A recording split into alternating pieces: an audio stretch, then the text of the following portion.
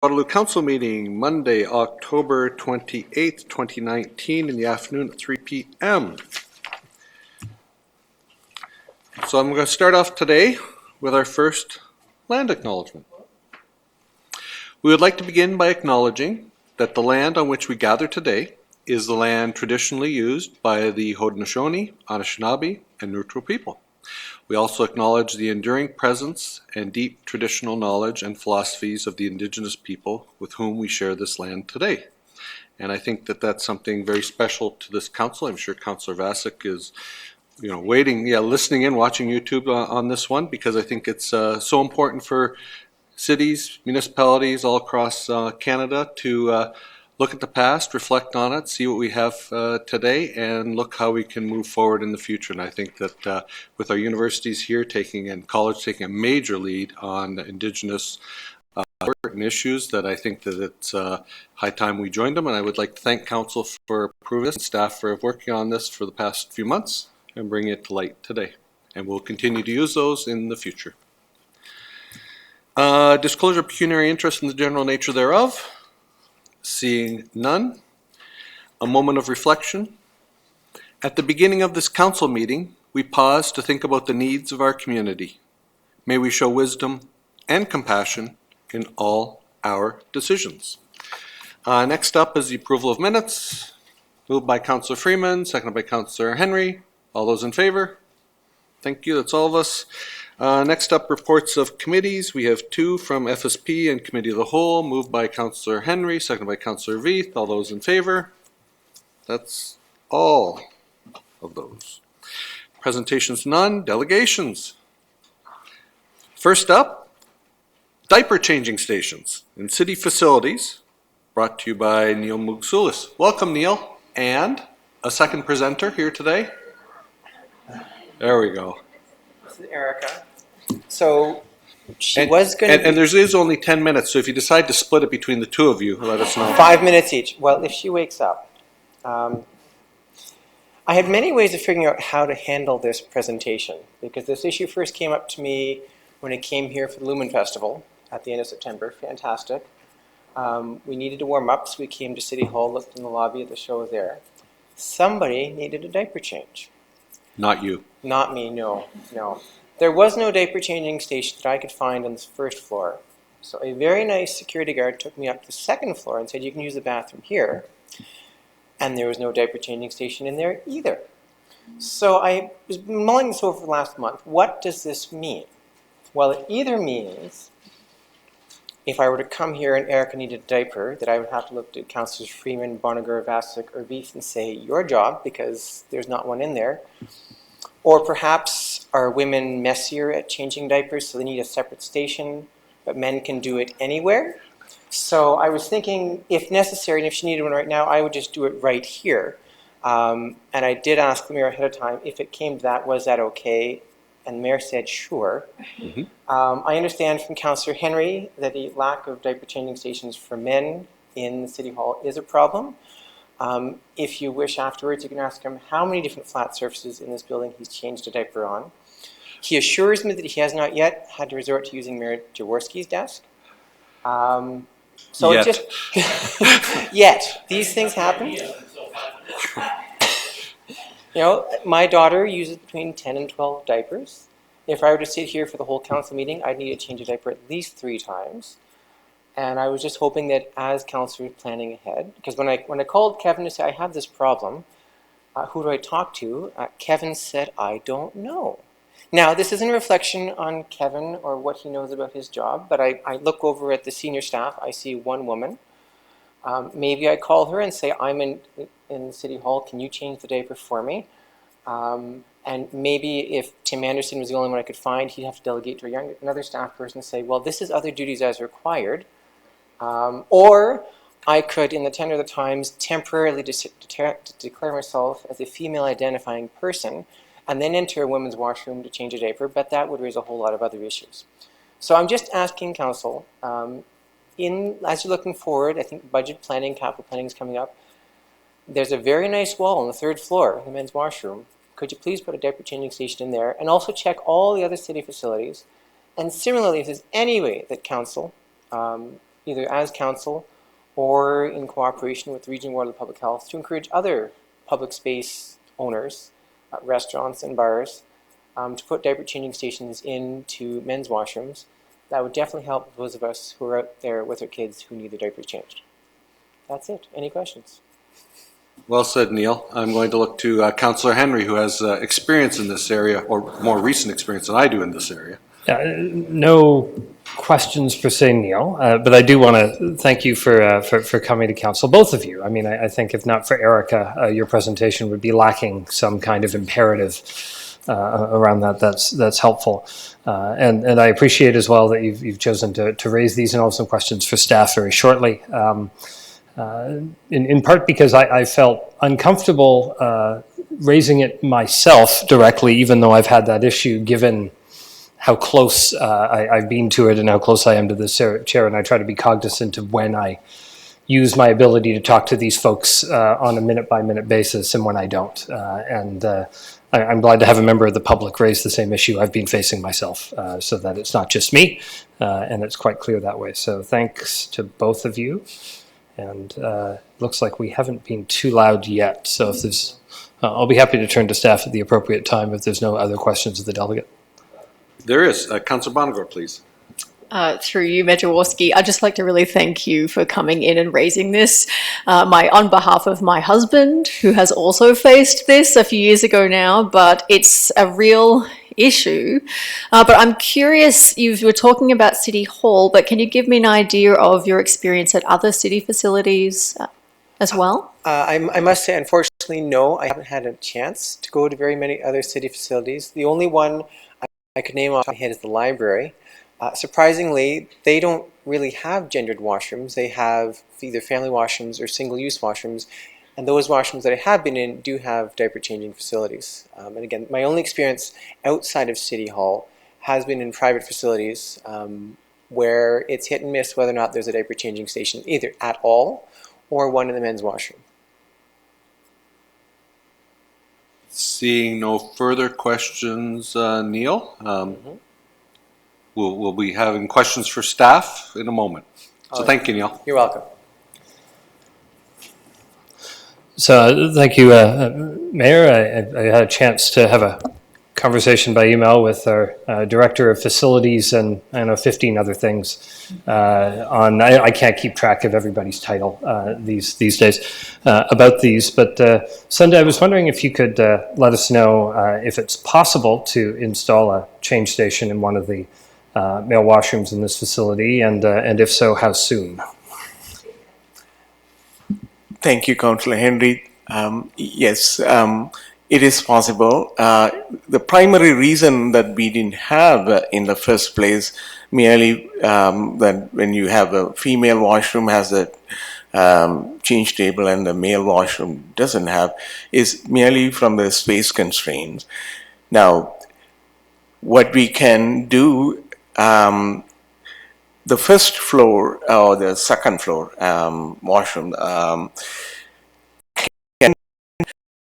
custodial room that we have in there, we can convert that one so that it can provide a little bit of a privacy in there too, and with a divider, and we can convert that one into a change table area for males in the male washroom.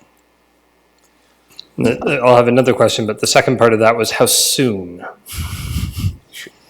So if the direction is given for us today, I would ask between 2 and 4 weeks. I think we'll anticipate that when we're done.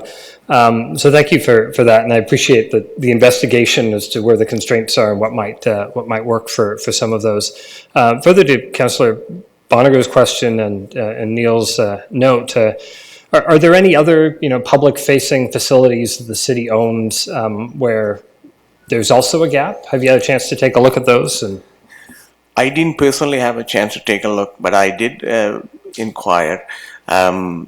Yes, there are in other facilities like Rim Park and WMRC, there are isolated the same. It's not within the washroom. It's a separate one where you can have the change table. Yes. So in other words, this is sort of the only public-facing facility that we've got this as an issue as far as we're aware at this point.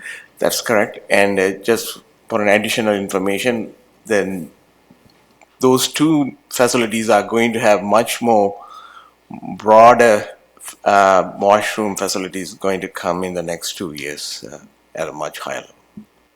Yeah, and I know we saw that last month in terms of a change to how we're building these kinds of facilities in general, so that as we build new facilities, we certainly won't be having issues like this. Thank you very much, and if council's ready, I'd be happy to move the direction that Sunda has requested that he needs, and I will be wordsmithing off the fly since I didn't write anything down. But I think it's like that staff be directed to install maybe change station in a male washroom in City Hall as soon as possible.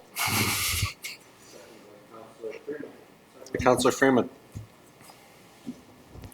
And a comment? We're good? I think my own comment on this, since it was sort of alluded to, how many surfaces in this building here has Finn required the service of? Well, there's at least one of the benches downstairs in the lobby, near the revenue counter. I think he was making his deposits in that way, well, that just presented itself to it. And certainly in my office, our round table has been used quite a bit on some of those, and I'm thankful that my new office mate leaves space in the office that was not there with my last office mate, so that this is possible. And then the white room and the herb room have also served similar functions for that as I've been about this building. But when you got to go, you got to go, and that's where it is. But I've had no issues at the rec center or other places where facilities are well equipped and they're easy to find and they're easy to manage. Okay. All those in favor? All of us. Thank you, Sunda. Thank you. Are you and Erica going to stay for a while? She's sleeping, so I might stay. Well, yeah, we'll both be sleeping in a little while, but that's the second issue. Anyway, thank you, Neil, for coming out. Thanks for making progress on this. I think, we come in every day and we look at the Hunter Green and we see how much this place needs renovations, but there's at least some simple things that can be done in the short term, and we'll have to take a look at the long term for this vintage building, or dated building, I should say. Next up, 10A, staff reports, procurement awards summary, Q3 2019, prepared by Jason Wilhelm. Any questions from staff? Any questions from council to staff? Seeing none, somebody'd like to move that. Moved by Councillor Henry, second by Councillor Bonagor. All those in favor? It's all of us. Thank you. 10B, 2019 third quarter health and safety report, prepared by Lisa Dunlop for information. I did note that other lost time is down dramatically. Any particular comments on that we should know from staff on what's driving that? That's excellent news. I think overall we're just having a greater focus on early and safe return to work. So back in November 2018, we introduced a WSIB return to work procedure, which really helped us kind of guide claims the right way from the start. And so we're seeing quicker closures on the claims. And even from when I had come end of 2017, there was a lot of kind of lingering claims that we could close up. So now that we've done that, we're starting to see the results in our stats. Excellent news. Councillor Bonagor. Through you, Mayor, this is really just on behalf of any curious public who have been reading the reports. Would you mind explaining what presumptive claims are? Sure. So presumptive claims are related to our firefighters, and essentially what it is within the legislation, there's a presumption that if you get a specific type of medical condition, it's presumed to be related to your job. So we have that with presumptive cancers. So there's a long list of cancers that are presumed that if a firefighter is diagnosed, then it's presumed it's related, even if there's other factors. But realistically, with that many years in the service, and the same goes for post-traumatic stress disorder. So that's newer legislation. The cancer presumptive claims existed longer, but essentially if a firefighter is diagnosed with PTSD, then it's presumed it's from the workplace and it's automatically approved, and that helps firefighters get quicker access to treatment. Thank you. Further questions from council? Seeing none. Councillor Bonagor was curious about that, so probably wants to move it. Moved by Councillor Bonagor, second by Councillor Hanmer. All those in favor? To all of us, thank you very much, and thanks for the great information and great process work on the HR team. Item C, Northdale Tax Increment Grant, TIG Program Renewal and Affordability Grant / Loan Update, prepared by Tanya and Rachel. No presentation, right? Okay, for questions from council? Councillor Bodley. Through you, Mayor Jaworski. I guess it may invalidate the rest of my questions with this first question. So, if this council was interested in looking at a TIG that expanded beyond the Northdale neighborhood, that really started asking developers to look at green building in a little bit broader terms. If we were to do that in, say, 2 years and have this TIG approved in the interim today, would we be able to remove this TIG and apply some new theoretical TIG that was for the broader city in general? Through the chair, I would suggest yes, as part of the approval of a future CIP that would be more citywide. As part of that, I'd recommend you'd have a recommendation saying that this would replace the existing Northdale CIP that was in effect. Thank you. Councillor Henry? No? Yes? Not as a question, no. Okay. No further questions?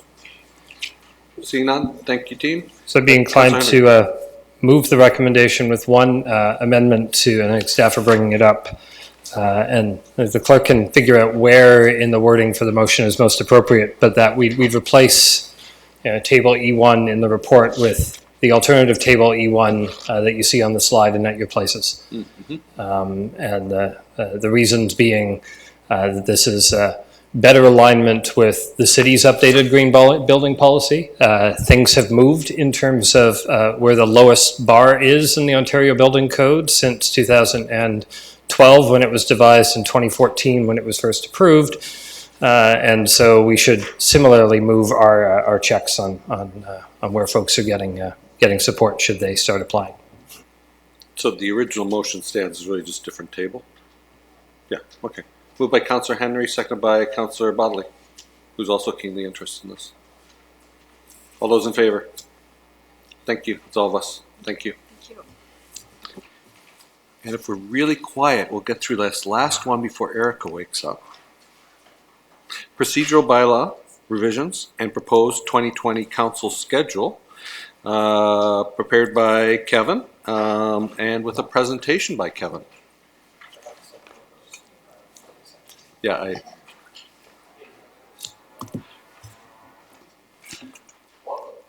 Good afternoon, Council. It's a little bit weird to be on this side of the podium. So today I'll be presenting the proposed changes to the City of Waterloo's procedure bylaw, which governs the proceedings of council meetings. So these changes are reflected in a draft bylaw, which will be brought to Council on November 25th, with the bylaw coming into force on January 1st, 2020. So the procedure bylaw, all Ontario municipalities are required to have a procedure bylaw under the Municipal Act.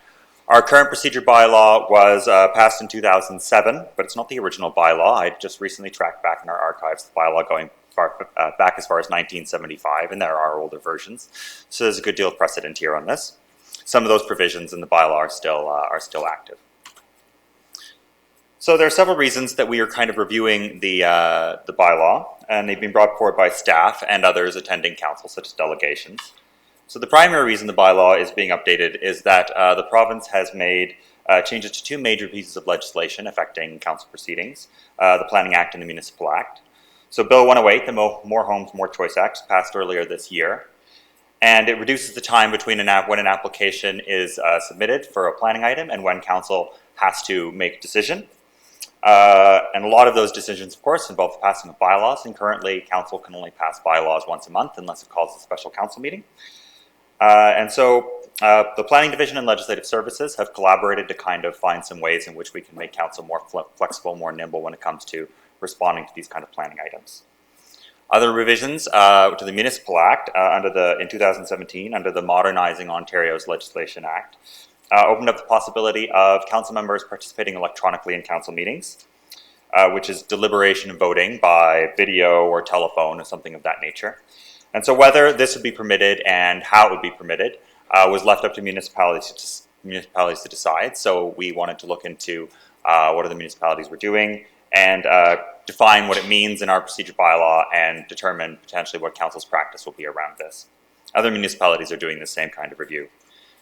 So a second reason to conduct this review was that the last bylaw was passed in 2007, and only 2 of the members who passed the current bylaw are still sitting on council today, and council practices have evolved in the meantime with each new elected term.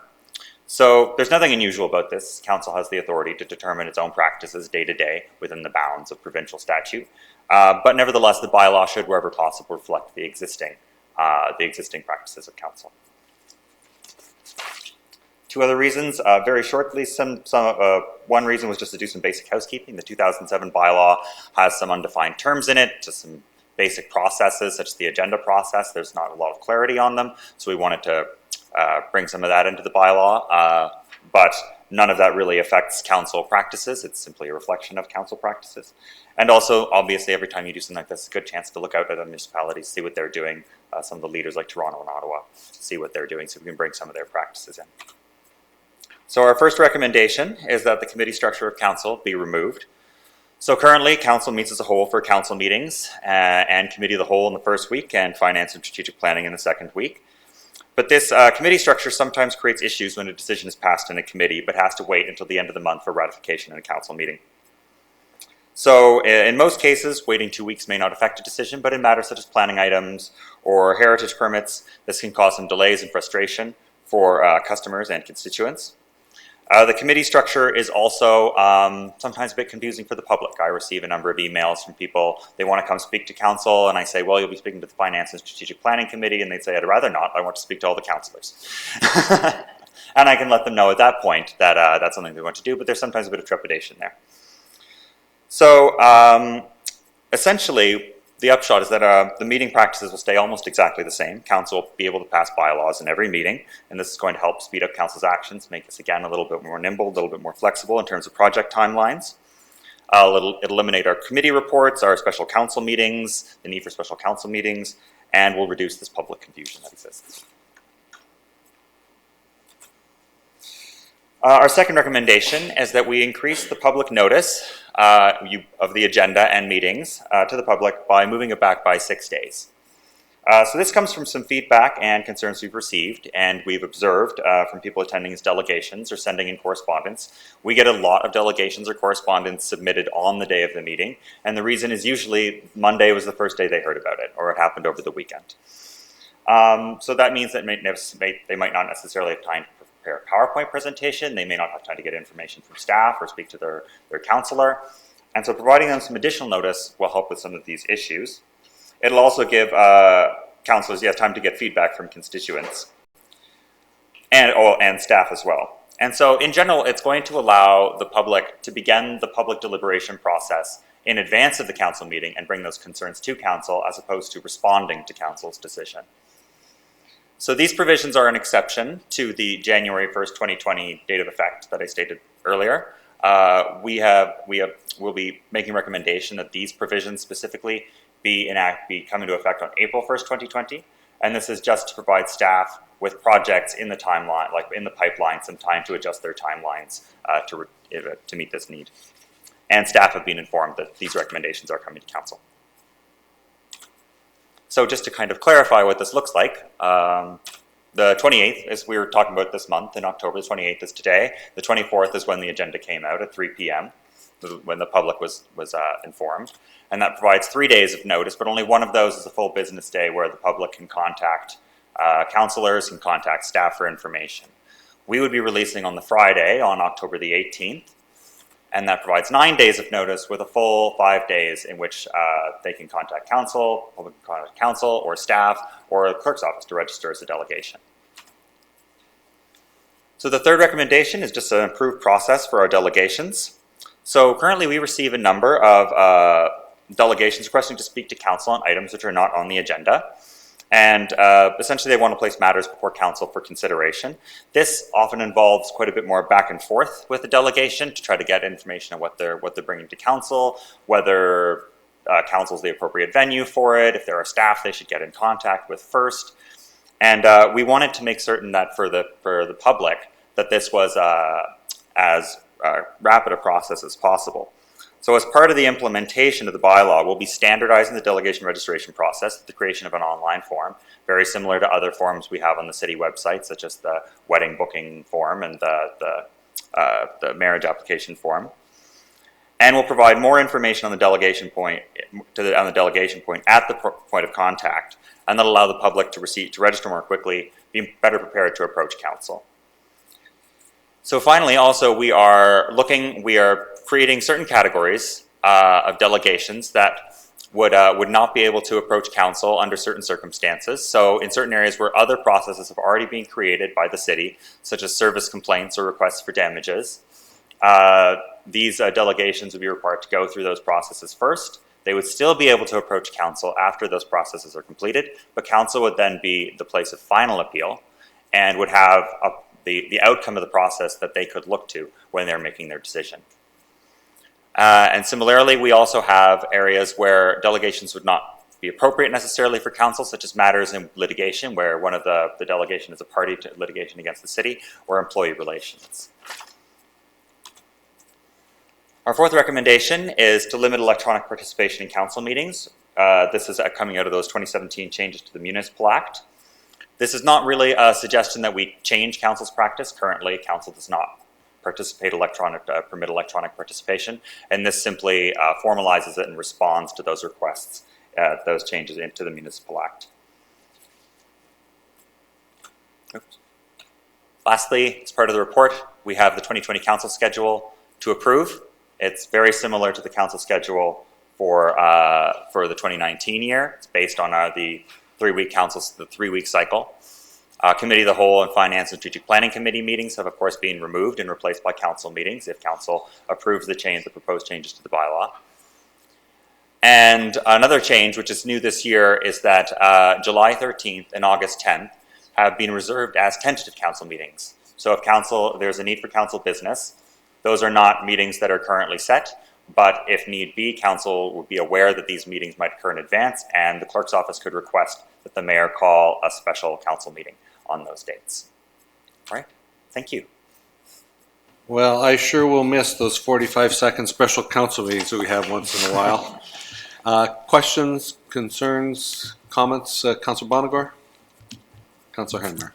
Through you, Mayor, I just have a question about how we can let the public know what is on council agendas. I know we post them on our website, and it's on the calendar and you can find it there. But are we able to also supplement that with like social media posts just saying this is what's on the upcoming agenda, find more details here? Can we make it a little easier for people? Looking at our head of communications as well. If Kevin, you want to look at head of communications, Mr. Abroni, Mr. Tony. Through you, Mayor, absolutely, we can do whatever council wishes. Within reason. Whatever, yeah, exactly. Yeah, I think that's a good idea. I've seen certainly Councillor Vasic has been posting some stuff. You've retweeted it, and yeah, okay. So that's maybe she retweeted it. Just I think it's a good way of getting at different perspectives out there. But if we could all see what the city accounts were doing, feel free to whoever has a keen interest on to work with comms on this. And I happen to be on the Brian Burke show at 570 at 1 o'clock today, and he was very keen on that. It was actually very nice of him to cover this aspect of this because of his background, but he talked about it afterwards, saying it's really an opportunity for media to inform public what's going on at local councils, but they don't have time when they have to do it on a Saturday, or not as much time. So anyway, good catch. Councillor Hanmer, Freeman, Beath. Thank you. Through you, Mayor. That was one of my comments about the opportunity for advanced communication about what's coming up. And I hadn't really thought about the media piece, but it certainly does let them get an opportunity to carry forward. I just wanted to compliment staff on pulling this together. Being a new councillor and having committee meetings and council of the whole, it is kind of confusing to outside, so I think this streamlines it quite a bit. I did have the opportunity to raise a question to Kevin about the impact on staff in terms of workload by changing it. So I appreciate, and I really appreciate that you're going to be allowing a time to move it in terms of the change for it being the April 2020 rather than January. So I think that should let everybody adjust a bit. So thank you for that. Councillor Freeman, Councillor Veith. I too really like the idea of trying to push our message in terms of what's on the agenda. And I think it would really help, especially if they're informal or formal meetings, to just identify what ward they're in. Because, you know, because of the fact that the Planning Act has the 150 meter radius or whatever it is for notification, people really don't know. Like if I look at the application in Councillor Veith's ward for the church, there's all kinds of people that feel attached to that church, you know, at Northfield and Westmount. And yet only a handful of folks would have received that notice. And so I really like the idea of just even identifying wards, because uptown, there's all kinds of applications coming to uptown. Many people feel that they would like to know about that, and Councillor Glenn can't speak for all of them, so it's just. So that would be something even just in our packet, our agenda, to list the ward with the full name of the ward, because a lot of people don't know their numbers. Councillor. Thank you, through you, Mayor Jaworski. Thanks for the presentation. It's very well done, Kevin, your first one back there. And this is something that's always been, I get from constituents all the time. Well, I just found out about it, you know, and I get the flack for that. So anyway, I think this will make a big difference, and constituents will have time to prepare and maybe get more questions answered, and then they don't have to be so vocal sometimes, like they sometimes are. And I think, yeah, and the ward thing too, I don't know whether, I think you're right, a lot of people don't know the number of the ward they live in, and some people they might know their councillor, but they don't know the ward number. But anyway, and I think this is awesome. It'll streamline things better and make things more clear for us as well as our constituents. So thank you for all your work on this and for changing that. I was thinking about staff too, about how, yeah, now you've got to have your reports done, you know, a week ahead of time, right? So that's a bit of pressure, but thank you for that. Very helpful. Thank you. Well, we've been too easy on Kevin. Councillor Bodley. Oh, it's even easier. Now you're easy on the council. Good. Any further comments? Anything hard for Kevin to answer? Seeing none, I'll look for we're moving for a mover of this. Councillor Veith, Councillor Freeman. All those in favor? That's all of us. Thank you, and thank you, Kevin and team. We're in recess.